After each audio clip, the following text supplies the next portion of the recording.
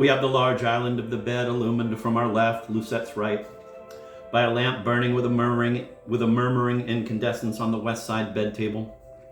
The top sheet and quilt are tumbled at the footboardless south of the island, where the newly landed eye starts on its northern trip up the younger Miss Veen's pried-open legs. A dewdrop on russet moss eventually finds a stylistic response in the aquamarine tear on her flaming cheekbone. Another trip from the port to the interior reveals the central girl's long white left thigh. We visit souvenir stalls, Ardor's red lacquered talons, which lead a man's reasonably recalcitrant, pardonably yielding wrist out of the dim east to the bright russet west, and the sparkle of her diamond necklace, which for the nonce is not much more valuable than the aquamarines on the other west side of Novelty Novel Lane. The scarred male nude on the island's east coast is half-shaded and on the whole less interesting, though considerably more aroused than is good for him or a certain type of tourist. The recently repapered wall immediately west of the now louder murmuring, et pour cause, Dorocene lamp is ornamented in the central girl's honor with Peruvian honeysuckle being visited, not only for its nectar, I'm afraid, but for the animalcules stuck in it, by marvelous Lodigia hummingbirds, while the bed table on that side bears a lowly box of matches, a caravan chick of cigarettes, a Monaco ashtray, a copy of Voltamon's Poor Thriller, and a lurid Oncidum orchid in an amethystine vassalette. Jesus Christ. The companion piece on Van's side supports a similar super strong but unlit lamp, a Doraphone, a box of Wipex, a reading loop, the returned artist album, and a separatum, quote, soft music as cause of brain tumors, end of quote, by Dr. Anbury, young Ratner's waggish pen name. Sounds have colors, colors have smells. The fire of Lucette's amber runs through the night of Ardor's odor and ardor, and stops at the threshold of Van's lavender goat. 10 eager, evil, loving, long fingers belonging to 2 different young demons caress their helpless bed pet. Ardor's loose black hair accidentally tickles the local curio she holds in her left fist, magnanimously demonstrating her acquisition, unsigned and unframed. Jesus Christ.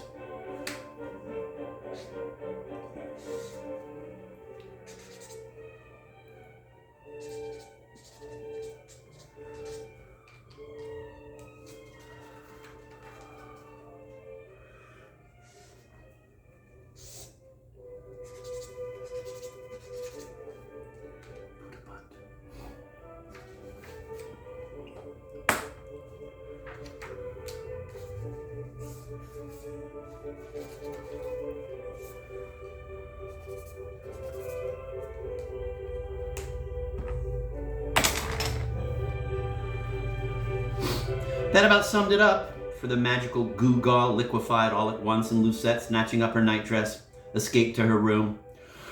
It was only the sort of shop where the jeweler's fingertips have a tender way of enhancing the preciousness of a trinket by something akin to a rubbing of hind wings on the part of a selected Lysaniad, or to the fraudage of a conjurer's thumb dissolving a coin.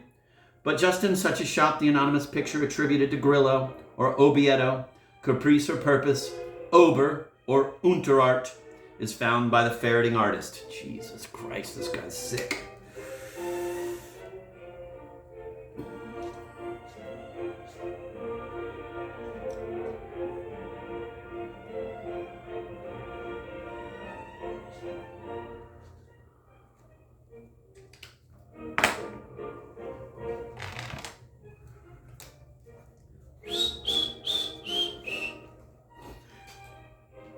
She's terribly nervous, the poor kid, remarked Ardor, stretching across Van toward the Wipex.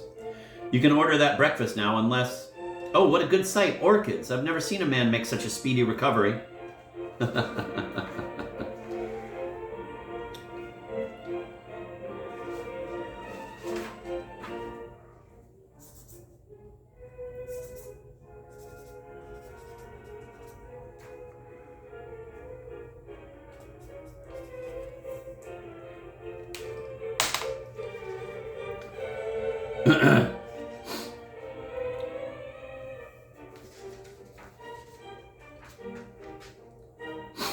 Hundreds of whores and scores of cuties more experienced than the future Mrs. Vinelander have told me that. I may not be as bright as I used to be, sadly, said Arter. But I know somebody who is not simply a cat, but a polecat, and that's Cordula Tobacco, alias Madame Perwitsky. I read in this morning's paper that in France, 90% of cats die of cancer. I don't know what the situation is in Poland. After a while, he adored, sick, editor, the pancakes.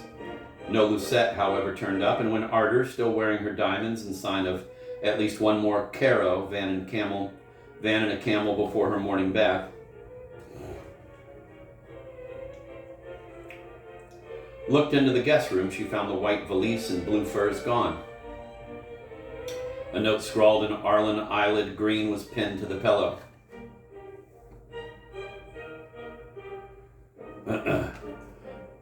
Would go mad if remained one more night, shall ski at Verma with other poor woolly worms for 3 weeks or so miserable. Poor L. Van walked over to a monastic lectern that he had acquired for writing in the vertical position of vertebrate thought and wrote what follows.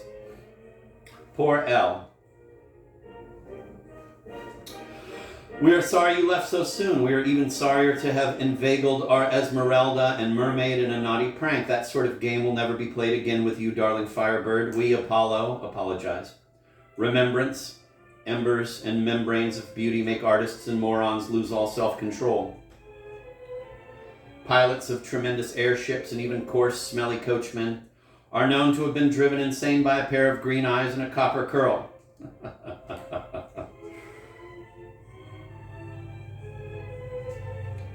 We wished to admire and amuse you. B.O.P., Bird of Paradise. We went too far. I, Van, went too far. We regret that shameful, though basically innocent scene. These are times of emotional stress and reconditioning. Destroy and forget. Tenderly yours, A and V, in alphabetic order. Man. I call this pompous puritanical rot, said Arter upon scanning Van's letter. Why should we Apollo for her having experienced a delicious spasmuchka? I love her and would never allow you to harm her. It's curious, you know, something in the tone of your note makes me really jealous for the first time in my fire. Thus in the manuscript for Life, editor. Van, somewhere, someday after a sunbath or dance, you will sleep with her. Van. Unless you run out of love potions, do you allow me to send her these lines? I do, but I want to add a few words. Her P.S. read, the above declaration is Van's composition, which I sign reluctantly. It is pompous and puritanical. I adore you, mon petit, and would never allow him to hurt you, no matter how gently or madly. When you're sick of Queen, why not fly over to Holland or Italy? A. Now let's go out for a breath of crisp air, suggested Van. I'll order Pardis and Peg to be saddled. Last night 2 men recognized me, she said, 2 separate Californians, but they didn't dare bow with that silk tuxedoed bretteur of mine glaring around. One was Ansgar, the producer, and the other with a coquette, Paul Winier, one of your father's London pals. I sort of hoped we'd go back to bed. We shall now go for a ride in the park, said Van firmly, and rang first of all for a Sunday messenger to take the letter to Lucette's hotel or to the Verma resort, if she had already left. I suppose you know what you're doing, observed Arter. Yes, he answered. You are breaking her heart, said Arter. Arter girl, adored girl, cried Van. I'm a radiant void. I'm convalescing after a long and dreadful illness. You cried over my unseemly scar, but now life is going to be nothing but love and laughter and corn and cans. I cannot brood over broken hearts. Mine is too recently mended. You shall wear a blue veil, and I the false mustache that makes me look like Pierre Legrand, my fencing master. Au fond, said Arter. First cousins have a perfect right to ride together and even dance or skate if they want. After all, first cousins are almost brother and sister. It's a blue, icy, breathless day. She was soon ready, and they kissed tenderly in their hallway, between lift and stairs, before separating for a few minutes. Tower, she murmured in reply to his questioning glance, just as she used to do on those honeyed mornings in the past, when checking up on happiness. And you? A regular ziggurat.